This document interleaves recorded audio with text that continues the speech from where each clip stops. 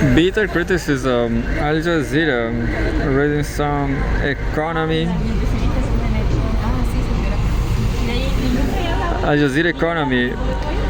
New Zealand's young living in record numbers as cost of living bites. What? New Zealanders are seeking opportunity overseas at unprecedented rates amid disillusionment over house prices and jobs.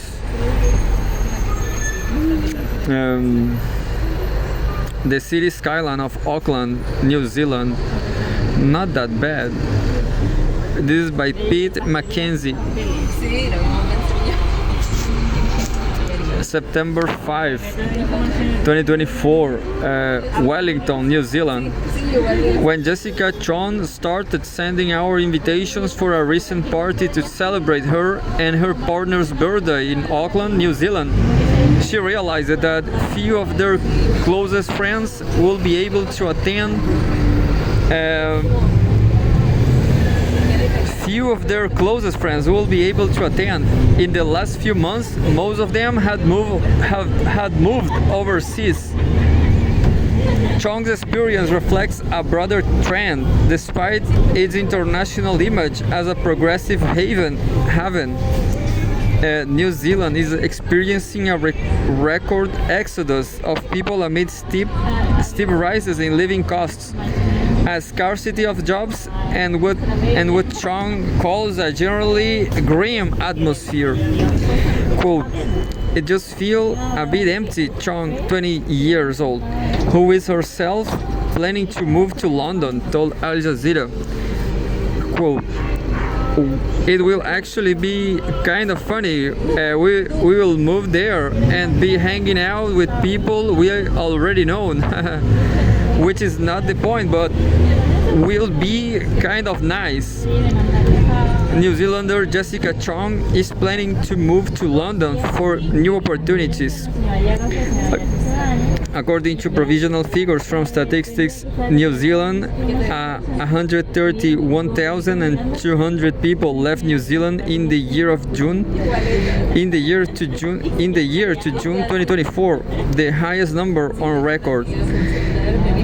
Of those, 80,200 were citizens, roughly double the number of annual departures before the COVID-19 pandemic.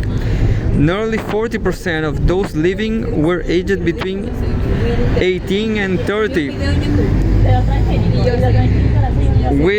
With our immigration at unprecedented levels, experts fear many of those leaving may not come back.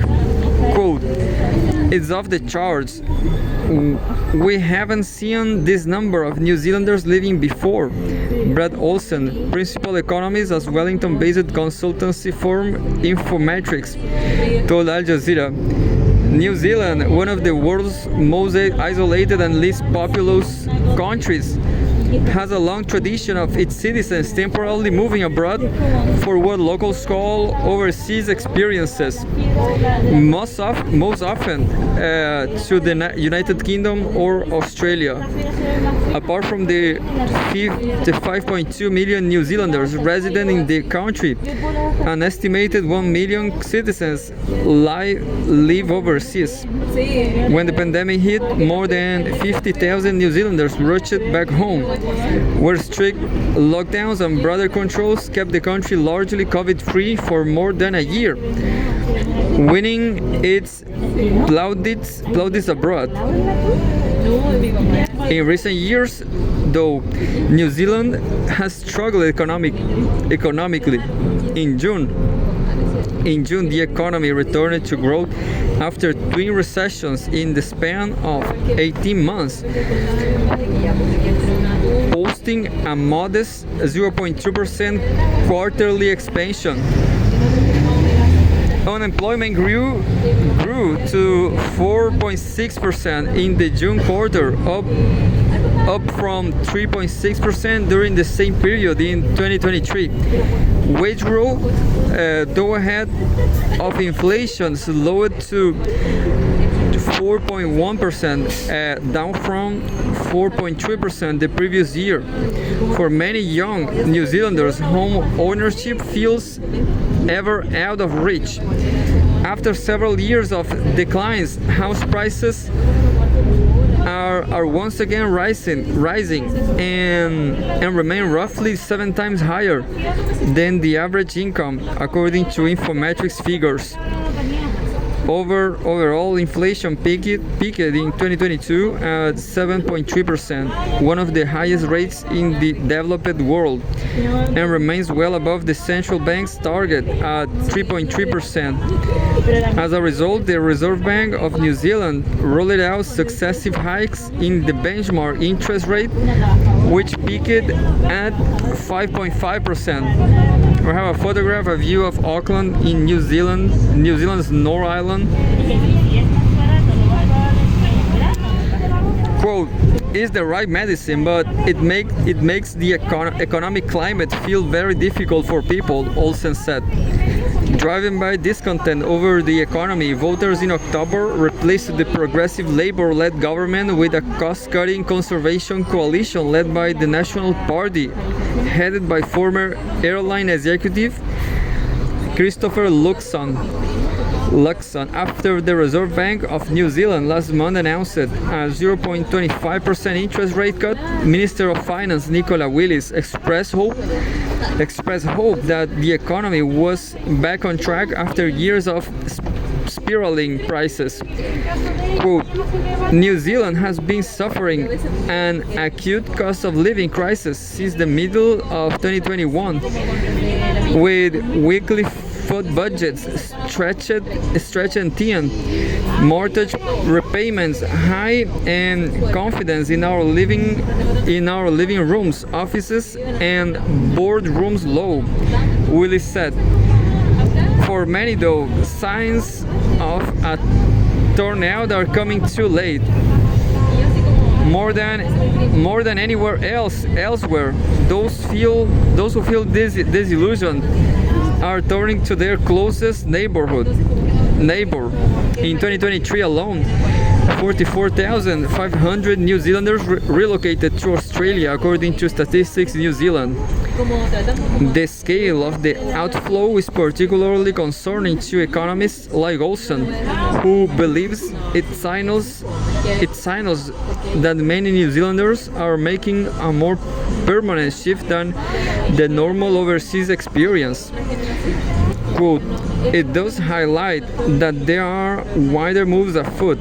Part of that is a view that the grass is greener across the ditch, Olsen said. That is driving the biggest exodus we have ever seen, he added.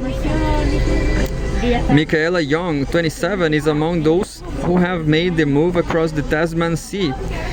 After graduation from the Victoria University of Wellington with a master's degree in biomedicine,